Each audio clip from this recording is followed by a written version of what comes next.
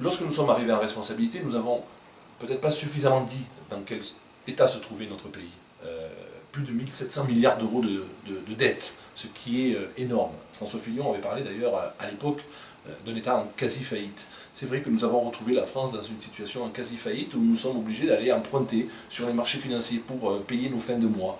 Ce sont des banques étrangères qui quelquefois prêtent de l'argent à la France pour payer la santé, la retraite, le financement de l'État tout simplement. Et donc il faut que l'on prenne des mesures sérieuses. Sinon, c'est la souveraineté de notre pays qui est remise en cause. Parce qu'à partir du moment où on est interdépendant d'autres États, on n'a plus de souveraineté. Et donc le président de la République a entamé une démarche lourde, celle de ramener le déficit public à la hauteur qu'il devrait être, c'est-à-dire à 3%. On est parti de 8% de déficit par an pour arriver cette année vraisemblablement autour de 4%.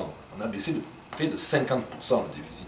Ce qui n'est pas rien, il faut continuer, parce que ce que nous payons pour le déficit, ce sont des intérêts pour les banques, et pas pour l'éducation, pas pour la défense, pas pour la sécurité, pas pour l'agriculture, pas pour la culture.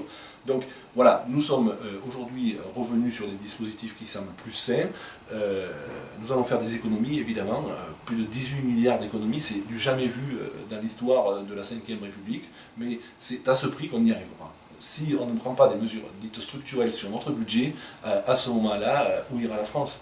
On peut évidemment se dire qu'on va sortir de l'Europe, on peut sortir de l'euro, on peut vivre comme vit aujourd'hui la Corée du Nord.